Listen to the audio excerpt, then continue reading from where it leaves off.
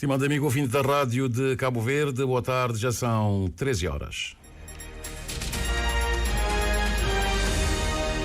Seja bem-vindo ao Jornal Leste Hora, com o técnico da Adão de Brito aqui na praia, o Anatólio Lima, na edição e apresentação deste jornal das 13 para este domingo 3 de novembro, dia em que o rei espanhol Filipe VI foi recebido com apupos por parte da população em Paiporta, em Valência, tendo mesmo de ter sido protegido por uma escolta a cavalo. A Guarda Civil espanhola já foi chamada para conter a população que acusa a realeza de assassínio. Os moradores atiraram ainda lama aos reis espanhóis enquanto estes visitavam o ponto zero da tragédia. Gritos de fora daqui acolheram a comitiva do rei e da rainha de Espanha, bem como do presidente do governo espanhol, Pedro Sánchez, e do presidente do governo local.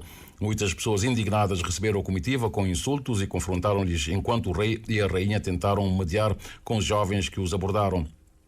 Os reis da Espanha, Filipe VI e Letícia, acompanhados pelo primeiro-ministro espanhol, que é o presidente do governo também, Pedro Sánchez, estão a visitar este domingo as zonas afetadas pelo temporal da passada terça-feira, que já deixou mais de 213 pessoas mortas, segundo o balanço mais recente das autoridades.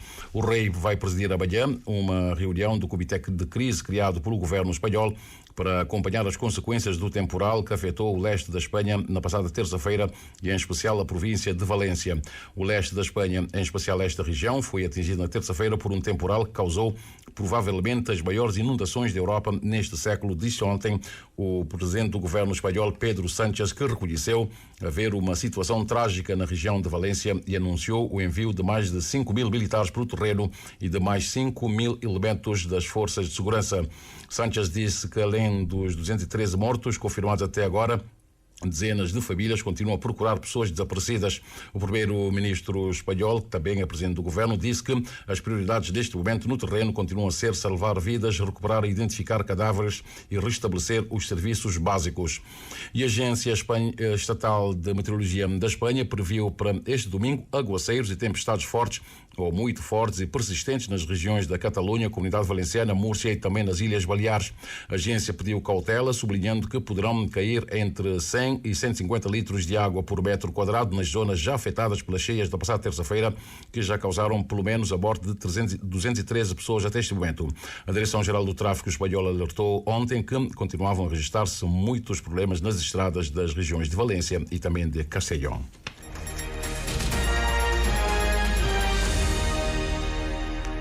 Atualidade nacional, a Associação Sindical dos Juízes mostra-se preocupado com o número reduzido de juízes para as demandas nos tribunais e aplaude a homologação da lista de classificação final do concurso de recrutamento de juízes assistentes publicados no Boletim Oficial do dia 31 de outubro. É importante que tenha havido esse concurso, que tenha sido recrutado 16 magistrados e que já tenha havido a homologação do relatório final do júri, porque isto permite, a breve trecho, com a formação desses magistrados num período de 18 meses, que possam dar uma certa contribuição para que esse déficit de juízes, sobretudo na praia, nas comarcas como São Filipe e São Vicente, permita que haja maior número de juízes para que o próprio Conselho faça uma melhor gestão, que possa também ter juízes na bolsa de juízes e que possa ajudar a atacar o problema logo que ele existe. Ivandro Rocha lembra que sem juízes não é possível reduzir as pendências a um nível aceitável, sobretudo na comarca da Praia. O presidente da Associação Sindical dos Juízes diz-se a favor da redução do período de estágio para a formação de magistrados. Mas é preciso ter em conta de que os conselhos devem ter medidas suplementares para poder ajudar os magistrados que estão a ter esse período de estágio reduzido, porque para a associação 18 meses é um período razoável de estágio para formar magistrados. O presidente da Associação Sindical de Juízes apela a uma melhor concertação entre os sujeitos parlamentares para aprovação do Pacto Legislativo sobre a Justiça que se encontra no Parlamento. Ivandro Rocha pede ainda consenso necessário para a renovação dos órgãos externos ao Parlamento em tempo útil para que possam ter intervenção com legitimidade. E o debate parlamentar sobre o Estado da Justiça da última quinta-feira foi pobre por ter passado ao lado de muitas preocupações importantes. A avaliação é do presidente da Associação Sindical do Juiz, Ivandro Rocha, que aponta a exclusão antecipação da audição parlamentar das associações sindicais, dos juízes e dos magistrados do Ministério Público como uma das razões.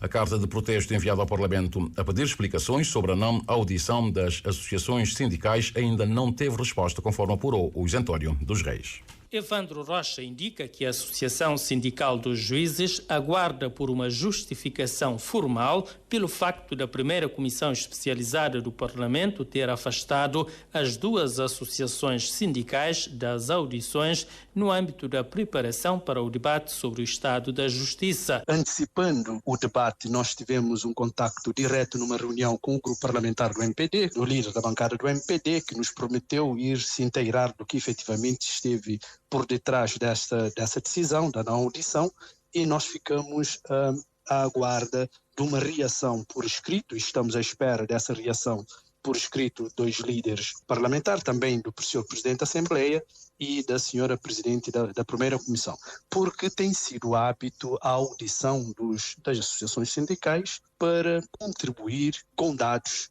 para que os senhores deputados tenham melhores elementos, mais elementos para a discussão em sede da plenária da Assembleia Nacional. E o presidente da Associação Sindical dos Juízes constata que o debate sobre a situação da justiça da última quinta-feira foi pobre, passando ao lado de algumas preocupações das associações sindicais. Evandro Rocha aponta como exemplo a necessidade de um estudo aprofundado e de um orçamento-programa para o setor da justiça. Isto permite que o setor da justiça faça a programação das suas atividades, do recrutamento de mais juízes, alocação dos juízes e alocação de recursos compatíveis para que efetivamente esse orçamento-programa possa ter efetividade e fazer face a alguns desafios que nós temos, por exemplo, por falta de recursos humanos, em sede de juízes, quer também com os oficiais de justiça. Isso permitiria de que efetivamente era uma ideia nova que levaríamos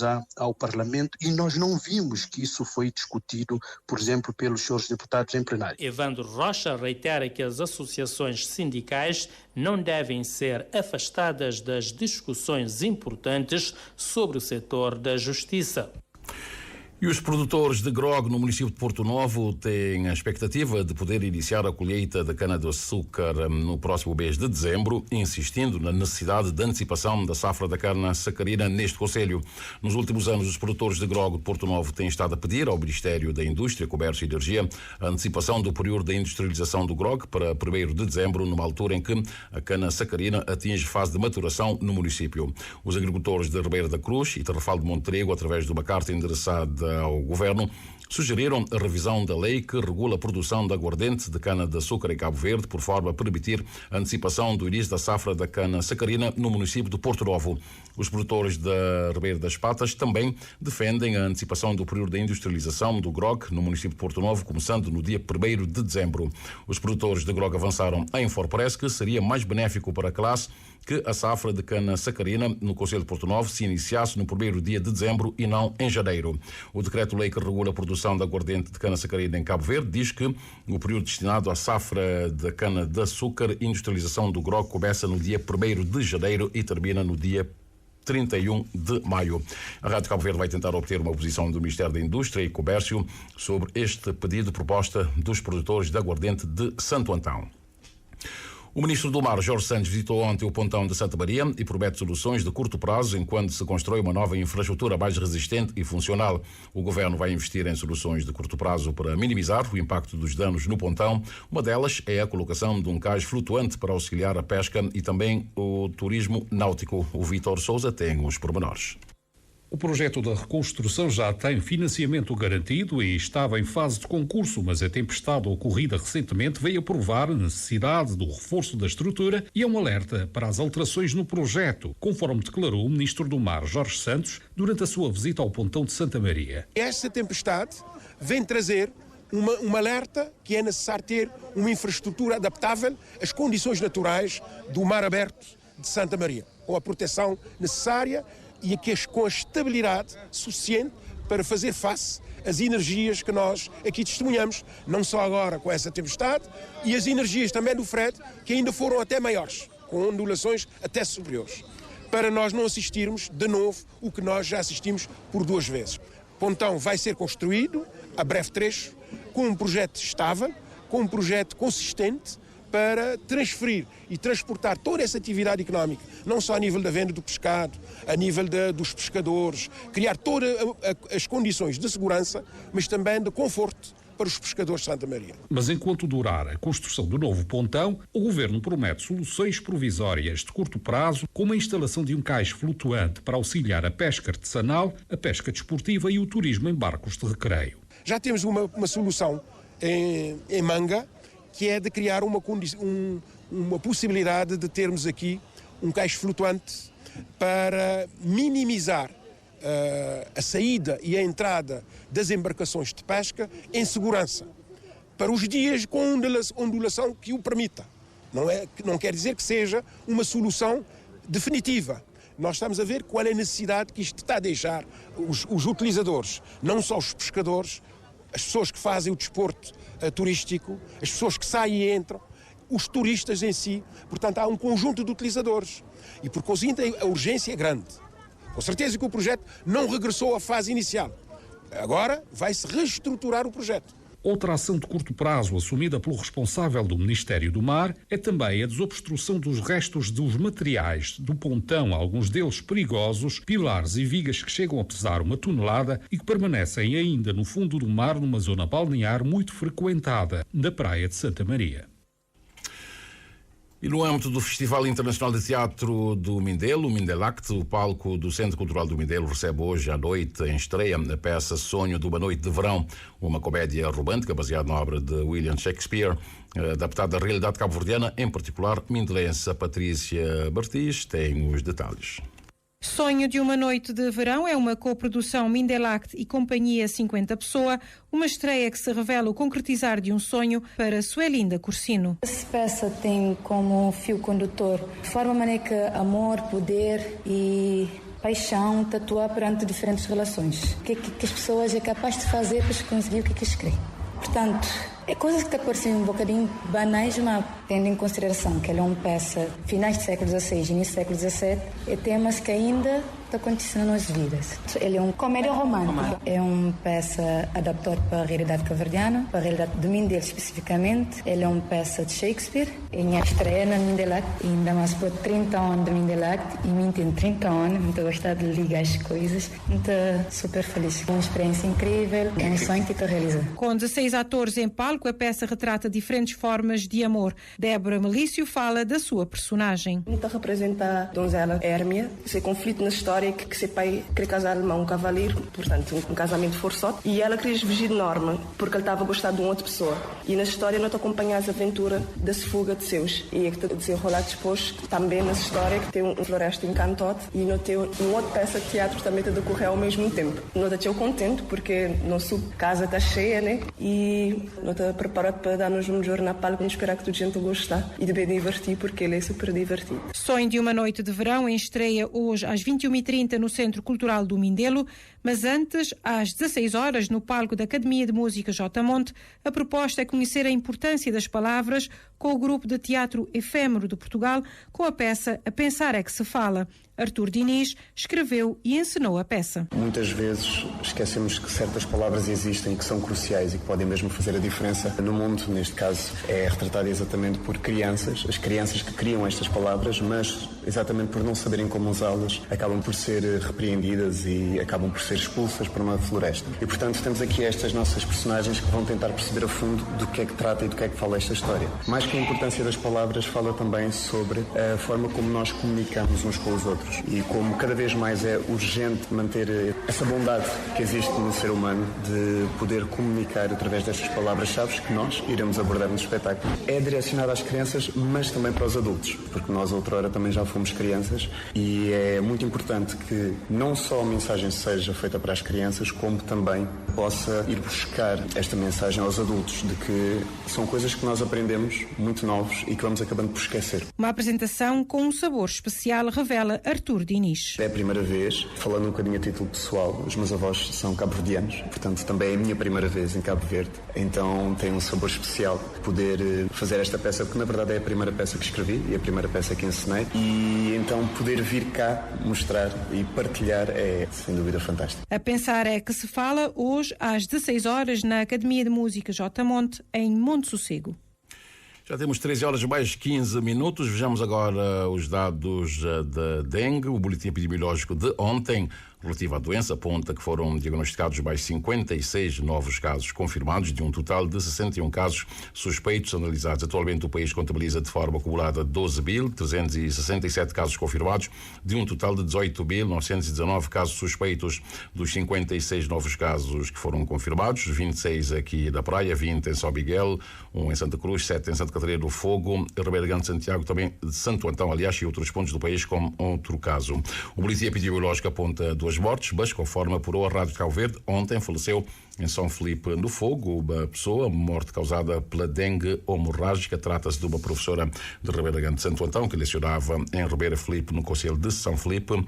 Tinha 36 anos e morreu ontem no Hospital São Francisco de Assis.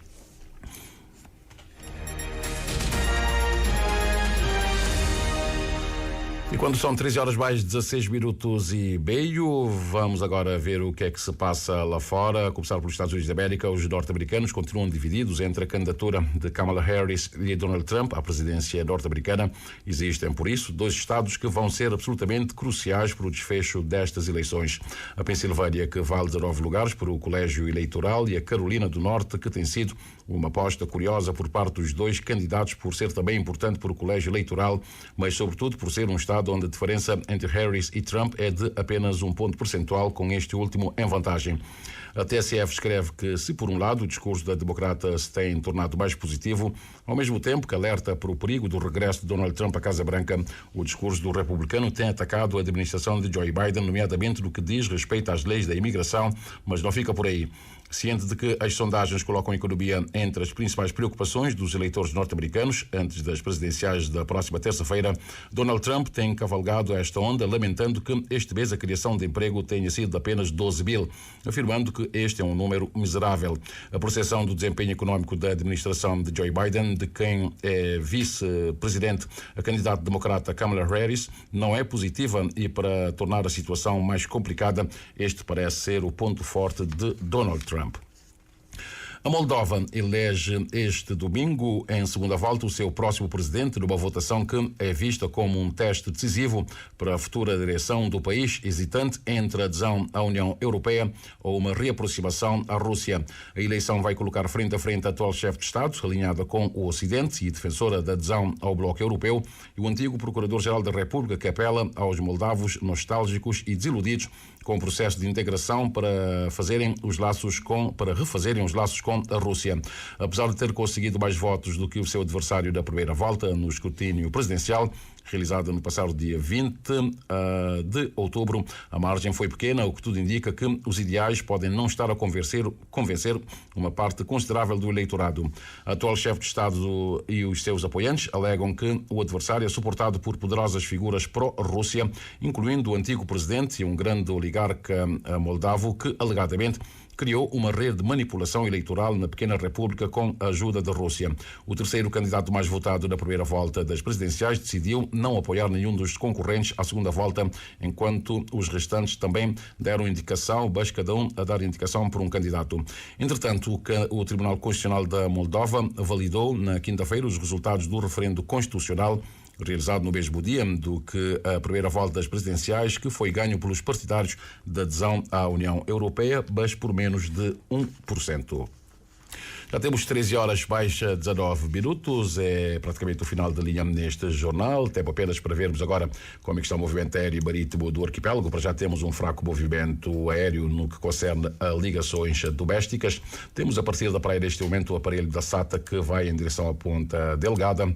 Partiu a coisa de um minutinho do aeroporto da Praia. De resto, temos a aproximar-se da Ilha do Sal um aparelho da TUI que partiu de São Vicente e deve aterrar por volta da 1h27 no aeroporto internacional Amílcar Cabral, na Ilha do Sal, para onde vai também uma outra aeronave, parece-me que é da Thompson, que vai também para o aeroporto da Ilha do Sal. Só aqui fazer o refresh do aplicativo para ver. Não é um aparelho da TUI, é para Boa Vista e vem de Birmingham, no Reino Unido, e deve aterrar no Rabil a 1h29.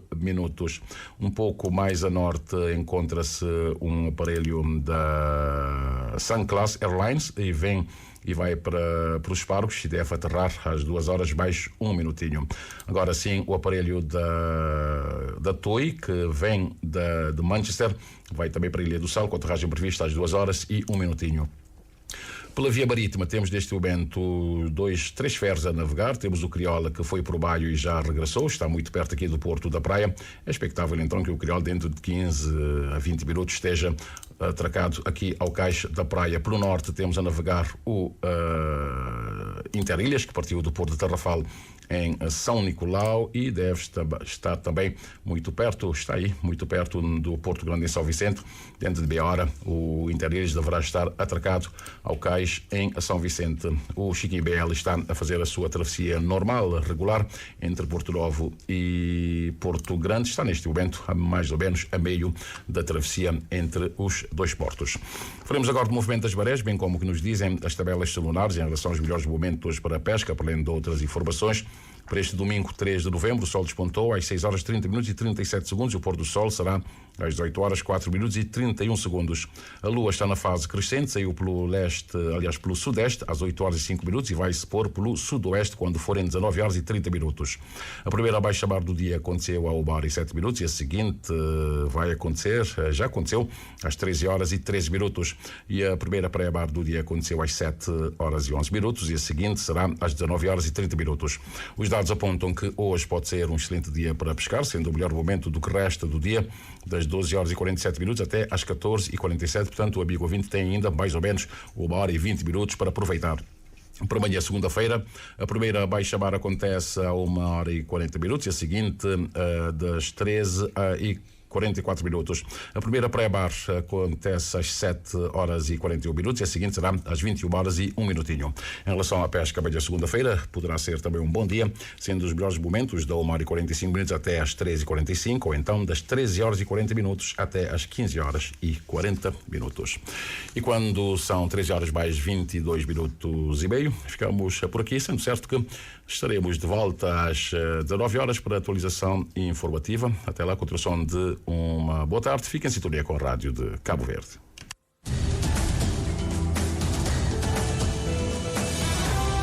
Mais informações em www.rtc.cv e na aplicação RTC Mobile. RCV, o rigor da notícia e o melhor da informação a cada hora.